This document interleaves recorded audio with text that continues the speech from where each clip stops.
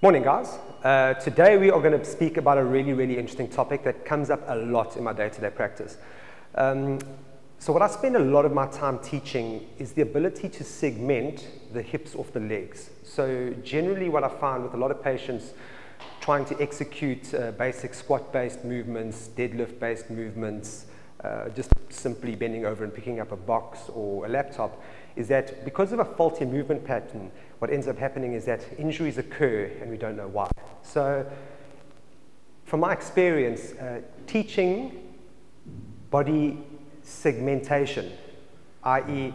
showing the patient where to activate and where to hold and where to move, often has a really good impact in terms of allowing freedom to happen in the right areas and then also promoting stability in the areas that are meant to work properly. So before we start, I would like to just create a basic level of understanding in terms of form versus function. How is the body meant to move? We were given a body, it's come in a certain way, and different joints and different muscles within that body do different things. So from a very rudimentary perspective, I'm going to break it up into 3 segments. So if we basically look at the body, for the purposes of this discussion, we're going to analyze the leg, we're going to analyze the hip, and we're going to analyze the spine. Okay. Yes, we have ankles, we have knees, we have multi-articulations through the spine. Things bend and move in different ways, but for the purposes of this discussion, let's just pretend that we've got 1, 2, 3 segments. If we look a little bit deeper into the mechanics of the spine, for example, you've got the cervical spine, which is the neck. You've got the thoracic spine, which is the upper back, and then you've got the lumbar spine, which is the lower back. So you've got 3 segments within that one spinal segment. If you look at the number of vertebrae, you've got 8 vertebrae in the cervical spine, you've got 12 in the thoracic spine, and 5 in the lumbar spine. And each one of those vertebrae moves slightly differently to the other. But as a general rule, what you'll find is that your lumbar vertebrae at each vertebral junction don't move very much. Depending on the research, maybe 3 to 5 degrees of flexion, extension, rotation. If we look at the thoracic spine, it's probably somewhere between 7 to 12.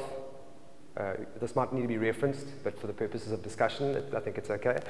And then looking at the cervical spine, the neck, each junction is moving closer to 20 degrees. So if you look at the aggregate of movement at all of those segments, you're going to be able to promote spinal mobility. So you will have spinal flexion, you can have spinal extension, and then you can have spinal rotation. Okay.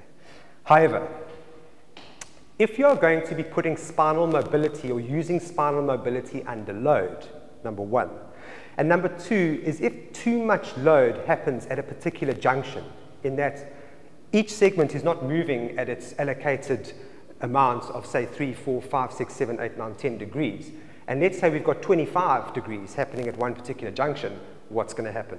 Under load, injury, disc herniation, facet joint injury, muscle strain. And effectively what then has happened, there's been a breakdown in the movement pattern, and that injury is also going to have a whole bunch of knock-on effects. So to take this down to simplicity's purposes, if you look at where the most movement is meant to happen, if you look at the hip joint from a structure versus function perspective, it's a joint, it's a ball and socket, it can flex, it can extend, a lot of rotation can happen at that junction. So in my mind, it kind of makes more sense to use the structure that's designed for maximum movement and to stabilize the structures that are designed for less movement. So, as an example, let's go back to our 3 segments we spoke about. We've got the spinal segment, we've got the hip segment, and we've got the leg segment. Now, when you're going to bend down and pick something up, so Simon's going to bend down and pick something up incorrectly. Okay, you'll see as Simon bends forward, there's a lot of unwanted movement all over the place. So specifically, if you look at when he does that movement again, stop, there's very little movement between the leg segment and the hip segment, and the predominance of movement is happening through the spine. Now, obviously, when that happens, and let's pretend this is not a bar, but it's 100 kilograms, when he attempts to lift that up incorrectly, he's going to put a lot of stress through this area. The summary of that movement is that the hip and the leg are stuck. Too much movement happens at the junction between the spine and the hip. So if we were to flip things up a little and say, right, Simon, let's stabilize your spine. So let's make sure that the spinal extensors, so all of these muscles that stabilize the spine, are active. Let's tell Simon that his core muscles are nice and strong, so that these muscles are active. And we'll get into this a little bit more in my core stabilization video. If we stabilize the spine, and now we've got a scenario where you cannot move through the spine, the only other place that you can move would be effectively between the hip and the leg, or the pelvis and the leg, or basically through the hip joint. So let's take a scenario where we stabilize Simon's spine. So we put that stick there, and that becomes Simon's spine. So this stick represents the movement from his head to his spine, to his upper back, lower back, touching the sacrum. So at this stage, Simon cannot move. Simon can't bend forward without moving from somewhere else other than the spine, which in this circumstance is going to be the hip. So let's pretend this is Simon's spine, and we're going to ask Simon now to bend forward. You'll see, stop, that all of Simon's movements has now started taking place more through the hips. We'll speak about the knees later in my knee video. But if you look at the importance of this now, is if the movement is taking place here and this is stable, what's going to happen is that he is promoting more movement here. He is promoting use of his glute, his hamstring, his quadriceps. He's also promoting use of his spinal extensors. He's promoting use of his abdominal stabilizers. His whole movement became a lot more active and a lot less prone to injury. So come up again. Now, if you were to take the stick and put it in front of you, again, let's keep Simon's spine nice and straight. So let's picture that we've got the stick representing Simon's spine, and he bends forward again in the correct format to pick up something. This is your basic deadlift movement. Okay, really, really straightforward. Elongated spine, movement through the hips, movement through the knees. Come up for me. Now, I got asked a couple of weeks ago at a talk I was giving. A patient had been advised by her therapist that she should not do deadlifts. And I was a little surprised. I said, why shouldn't you do deadlifts? Well, she was advised that deadlifts injure your back. So my response to her was, ma'am, do you have grandchildren? And she politely answered yes. And I asked her, do you pick up your grandchildren? And she said yes. And I said to her, you can't do a deadlift, but you're picking up your grandchildren. So is that not promoting injury in a back that's already been asked not to do deadlifts?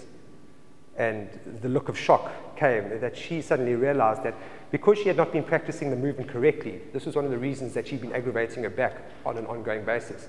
So the takeaway was that by using basic movement correction techniques in getting the segmented approach of the spine to the hip to the leg working, and that you are effectively facilitating a good hip hinge action and stabilizing the spine. If you train a good movement on an ongoing basis, starting with a relatively light weight, even if it's a 1 kilogram bottle of water, and then slowly progressing that up over time so that it becomes a more functional movement where you can pick up a laptop bag, you can pick up a suitcase, your dog, your grandchild. Ultimately, that's going to be in your best interest in terms of hip and spine mobility.